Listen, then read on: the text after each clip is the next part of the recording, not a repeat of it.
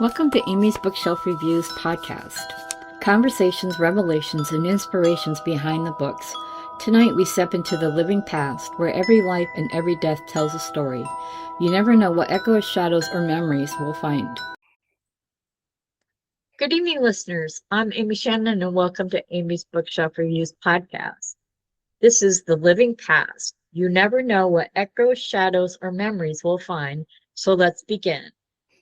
Thank you for joining us, and will you introduce yourself? Yes, thank you for having me. I am Peggy Joque Williams, and I am the author of two historical fiction novels that we talked about one other time when I was on. The first one is Courting the Sun, a novel of New France.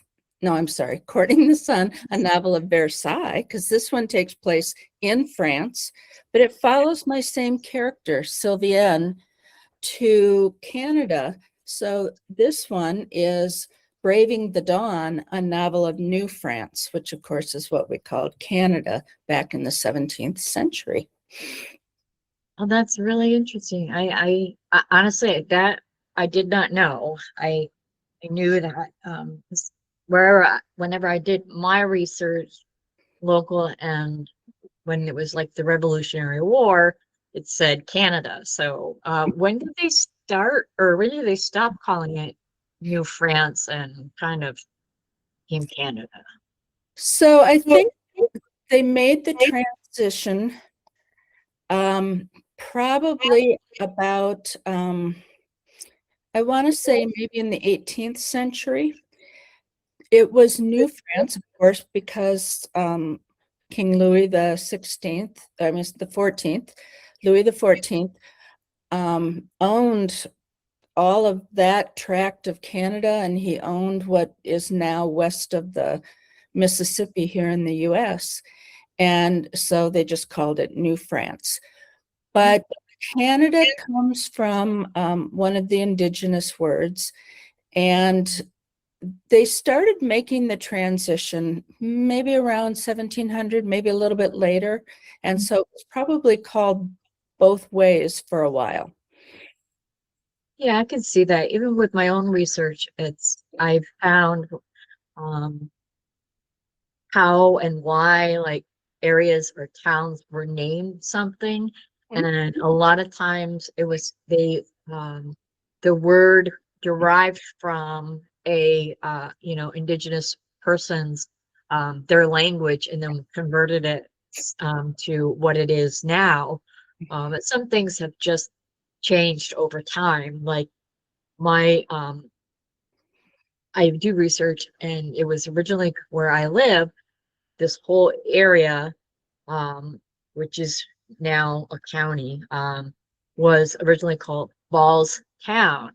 Mhm. And then eventually, and it wasn't really until they never really called it that, like to say its name, they called it like Balsam Springs and Balsam, uh, it was Spa City and things like that because we have a lot of mineral springs. We have more in here than in Saratoga, but it wasn't until they got a post office and they dropped the W in town, and it just kind of it wasn't separate anymore. It was bulk. So it had a lot of names, but now that's the one that they stuck with. So I find their naming conventions are, they always seem to, it's not like somebody made it up on the top of their head, it comes from something or based on someone, So I Yep. find it interesting. I think place naming is an interesting part of history. As I was researching the whole area of along the St. Lawrence in the 17th century, when my story takes place, Quebec was a very tiny community, probably about 1,000, maybe 1,500. It grew quite quickly because of the women who came, the filles du roi women, and started families. But Montreal at that time was called Ville Marie, which is, the village and named after, the Mary, the mother of Jesus. Oh. So, and Montreal at the time was much smaller even than Quebec. It was just starting out. And they called it Ville Marie, but there was the mound, kind of a mountain there, that eventually that mound became called Mount Royal for the Royal Mountain. And then that morphed into Montreal. And eventually the whole area, they dropped the Ville Marie and it became Montreal in the 18 or 17, the 1700s, the 18th century. I find we talked in a previous episode, which will probably air after this, but about your first book or Breaking the Dawn, how the women were coming over. I find it interesting that even in that time, it seemed like women were deemed important. Mm-hmm.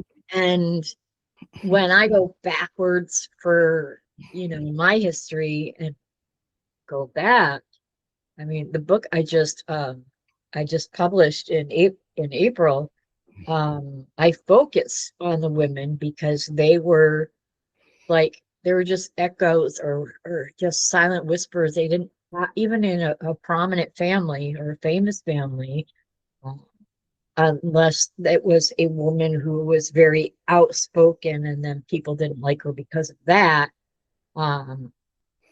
She didn't really, she was barely a blip on the radar. So I find the history that you've found going further back in the 1700s, and where women were important. Yes, women were coming. They have to, they could become a nun or they could get a husband and have a family. And still that importance, it makes them, I think with that, to me, it sounds like they had a choice of what they wanted to do, have a family or become a nun. And women that I had researched, it was like, if you were single, I called you a spinster. I referred to them in my book as maidens. They only did jobs for, that women could hold. They could be a server, but not a chef. They're expected to cook, but they not cook for a restaurant, which I always found was odd.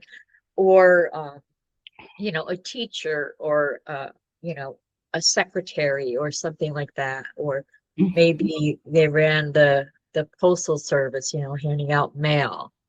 But so I found that was it's so interesting that. And then it was like, you have to have a job, or if you have land, like you inherited it, the minute you got married, it's not yours anymore. Right. So I see this paradox between the two histories. And it's only like a century. I mean, it seems like that's a long time, but it's, in the scheme of things, it's really not. Well, I think the history of women is, as you said, a paradox, very complex. But if you think about it, they talk about history being written by the winners, right? By those in power. And so history has been written by men, and men would only write about men. And there are many, many women who had power. There were women who had means. There were women who invented things and not given credit. And so I think the history of women just has been neglected. Now, that's not to say women were equal to men throughout history. Right. They certainly weren't. Women were considered often, not always, but often, and depending on the culture, to be owned by the men, owned by their father, owned by their spouse. women married with, in many cultures, via a contract. And that contract generally was economic. It wasn't, Yeah. there were women who married out of love, but by and large, especially wealthier women, their contracts were economic. And Yeah, usually wealthy women were, okay, daughter, you have to marry my business partner's son or a politician's child. So, we could make a business deal. And, in some cultures that still happens, right. arranged marriages. Yes, absolutely. Now, but yeah, it's a contract. And, sometimes you just, like if you're even looking up your own history, and it's like, you know, rare, I just, it's like, where would their place be? I mean, I learned a lot about my great grandmother. She was a farmer's wife, and a lot of people that um, I've been researching the area. That's was one of the main things was agriculture. Mhm. So and people didn't realize that being a farmer's wife not only meant the cooking, the cleaning, the everyday household chores, raising the children, and many times cooking with a child on one arm and another one tugging at your skirt, and the man's out plowing the field, or he has, because he doesn't have a big enough crop yet, he has to go, and in no way am I putting down men, I'm just stating what happens, would have a second and maybe even third job. So a lot of the farming chores were also, so the woman had to do that. Yes. Yes. I remember my grandmother, and I'm talking about her mother, and she said there was a chore that her mother never would let anyone else help her, Mhm. and it was candling the eggs. She would bring all the eggs down into the basement, and she would literally candle them, make sure they have a yolk and not a chick, that kind of thing. Um, and my grandmother could never understand why she didn't want anybody else to do it. She thought it would make the work go faster. And I'm like, that's her private time. Mhm. That was her private time. It's like my mom, we could dry and put away the dishes, but when she was doing dishes, you just stay out of the kitchen because that was her private time. She's playing Patsy Cline on the cassette player, singing along, doing her thing. Yeah. And when I told my grandma that, she's like, yeah, I did the same thing, So I'm like, it's just a private time. Even if everybody else looks at you like you're doing a chore, it is that private time. Get out of my way. Yes. Yes. My alone time.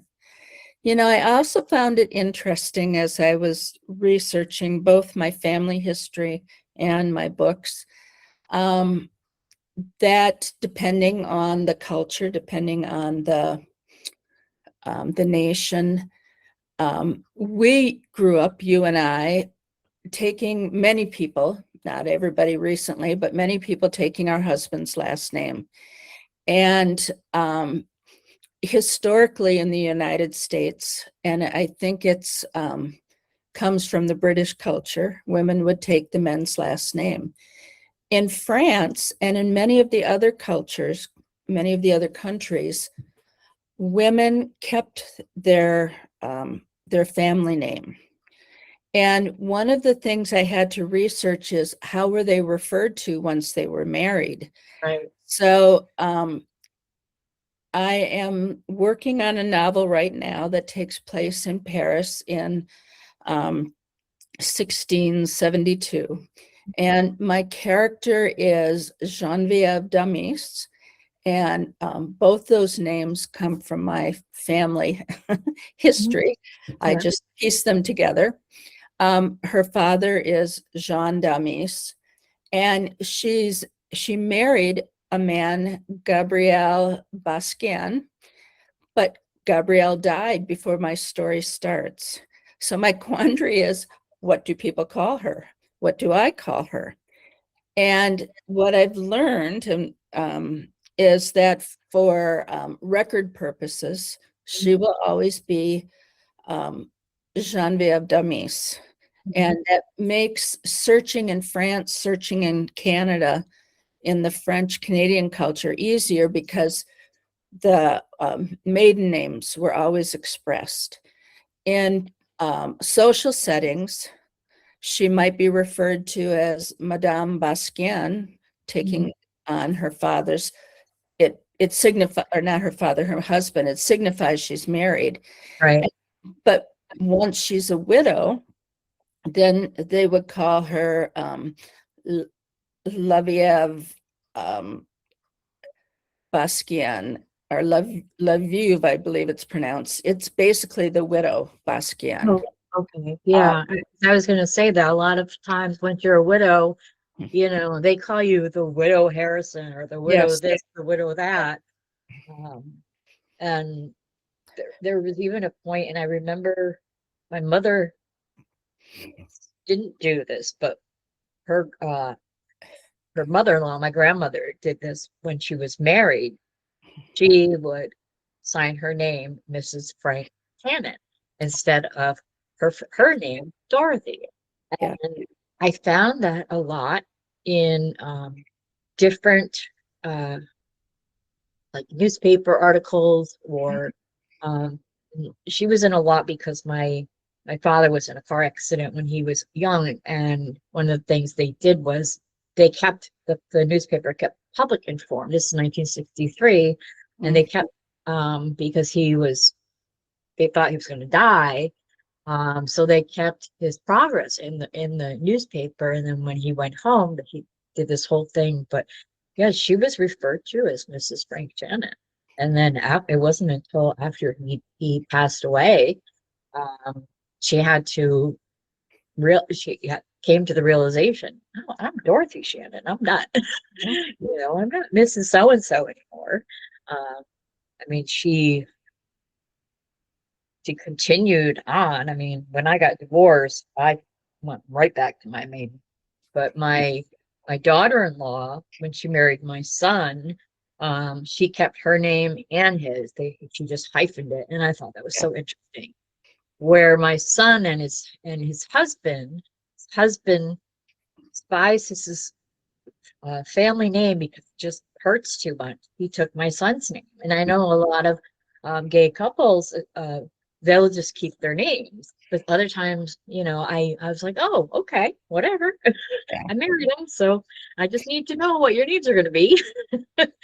The thing I found interesting when I would do research in newspapers, as far back as the early 1900s, maybe even into the 1920s and 30s, I would look up an obituary for a woman, and she'd be listed as Mrs. Fred Johnson or whatever her name was. Yeah. But her first name would never be mentioned. And it's like, this woman died and you don't even say her first name. I know. I try to, because one of my things that I just love to do is I go through obituaries. I use this website called Find a Grave. And sometimes, because if there's a record of someone's death, it's usually in there. And what I like to do is, with my research, sometimes I can't find somebody in there. And so I create a memorial for them. And then I also, if I find people that are related, but they're not linked, I will put them together. I'm one of their contributors, so that I do that. And I find it interesting. The one thing I did notice, though, I like going to cemeteries too, is that some stones will actually, it might say husband and wife, and it'll have the husband and his last name on there, and then it will have her name, but her maiden name on there too. And I found that was interesting because not everybody did it, but it was usually within the same, I'll say 200 years, and I'm guessing it varied depending on the people on, you know, what, because like you said, sometimes the wife is the, um, she's technically, she was owned by her husband. Yeah. And I found it interesting when that to get a divorce, unless you were a person of means, it was very hard to get a divorce. Yes, yes. Probably for a couple of reasons. One, being from you know, the early Catholic Christian tradition where divorce just wasn't acceptable. Yeah. Also, if it's a marriage contract for economic reasons, Yeah. and the man has the upper hand, the woman doesn't, have the choice. But when I think about names, and our conversation just brought to light something I wondered about, but never really thought deeply about. My mother always signed her name. She took my father's last name, Joque, but she always signed her name Genevieve T. Joque, the T for Thompson, which was her last name. And whereas I always sign mine, my legal name is Margaret, so Margaret Mary. Yeah. And I think she probably used her maiden name as her middle name because her mother probably did, and her mother was French Canadian. Yeah. And the French Canadian culture, they would honor, that that maiden name more than in the British and American culture. That's true too, because I've seen, and sometimes I've had to, in my first book and in my second book, explain naming conventions for children. Mhm.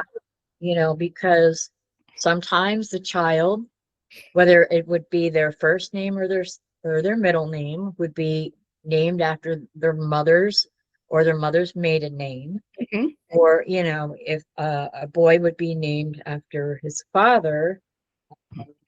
And also, if that child, if say there was a child named Joanne, Mhm. and Joanne died when she was 6. Mhm. So the next time the mother got pregnant after Joanne's death, if she had a girl, she would name the second one Joanne, and then have like a 2 next to it. Mhm. So that was Joanne 1, and then there was Joanne 2. Yeah. And because they wanted that person to be honored, I did find though that if the second child who carried the name died, they didn't have another child with that name. There was never a third Mm. within the same family, but they did use maiden names. And I mean, there are a lot of maiden names that people use as first names. I mean, you don't know how many times people have called me Shannon. Oh, sure. Sure.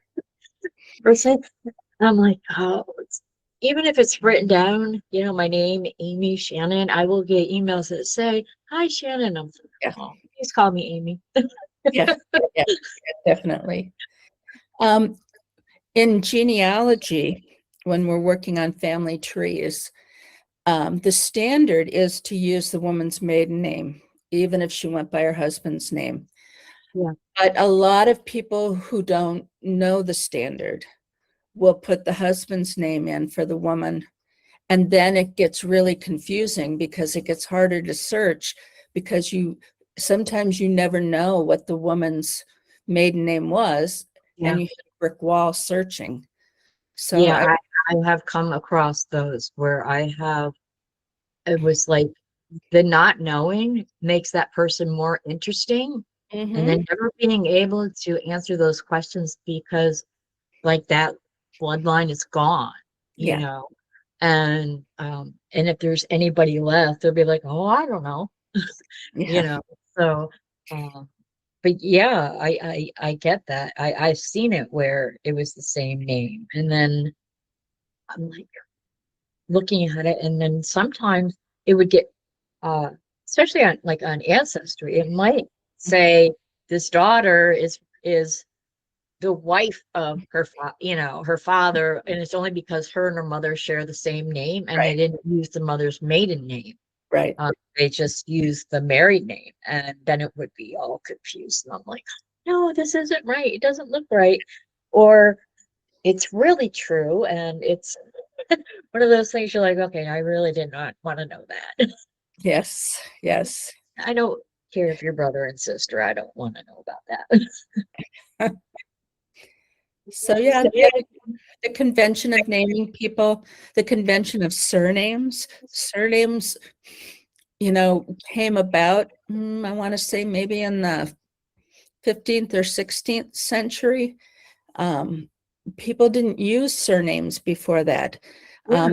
They might say, John from such an location, or John with the red hair, or Right. John, the son of somebody. Yeah, they didn't say Moses Smith. Mhm. Sorry. They all just had first names. Right, right. And so when they did get the surnames, do you know why? Or all of a sudden it was like, oh, we have too many people. I know that some surnames came about based off of someone's occupation, like a Mhm. blacksmith would be called, their last name would be Smith, or Smithy, or Smythe, some form of that. Um, but even having your name Smith, that is like it's one of the most common. Maybe most of the people were blacksmith in their own right. My great grandfather, um, before he married my great grandmother, he worked in a family business, and they were a carriage repair company. Mm. And then, of course, the fancy automobiles came along, and and what was it? The horseless carriage. I think Mhm. that's what they call it, the horseless carriage. And then it kind of like it slowly weaned out of, I mean, nobody needed their carriage repaired Right, anymore. But it took a while, because not everything that comes about is like automatically dispersed around the world. It's right, like even when women got the right to vote, some of the small areas around the country, it hadn't hit there yet. So it could take them 50 years before they realized that they could vote, because one was the lack of communication, and then the fact that, like you said, men did the writing. Mhm. So newspapers were written by men. Yeah. So I found that interesting. But yet they find it interesting to say that Mrs. So and so's daughter visited her from Florida, and she would be staying here for 2 weeks before Oh she yeah. had. Those I found interesting. I found one article about when I was a baby. I was only about a month old, and I was just looking for any article on my mother. My Mhm. father had a whole bunch, but my mother, and I found an article that said, this is so and so, my grandmother, had her birthday, Mhm. and everybody had like a family reunion for her birthday. And the my great grandmother won the award for the eldest member at the reunion, and I won the award for the youngest member of the. So that was where I was first published in the paper, being the youngest member at a family reunion. I was like a month old, but Yes. I was like, "Oh, that's so interesting and kind of weird." Yeah. It's not like you would have that now, but I find Yeah. that really uh, very interesting. I get a lot of I use genealogybank.com for Mhm. the newspaper articles. Um, and I get, you got to get right keywords, or you're going to have like a million hits or none at all.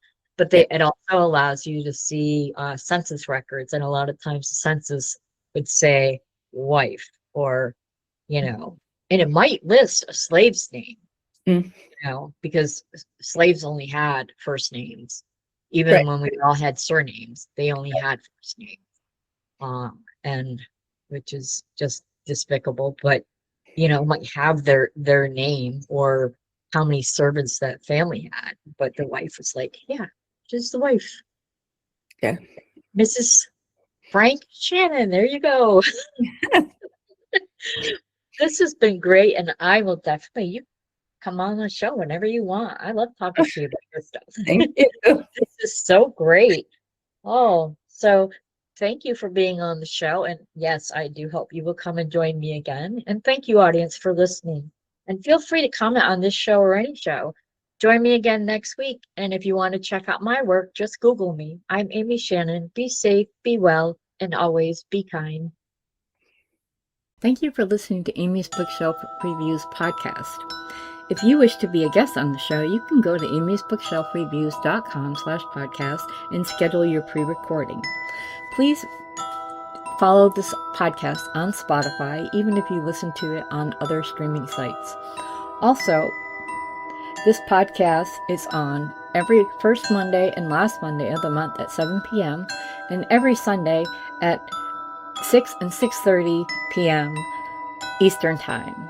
I'm Amy Shannon. Be safe, be well, and always be kind.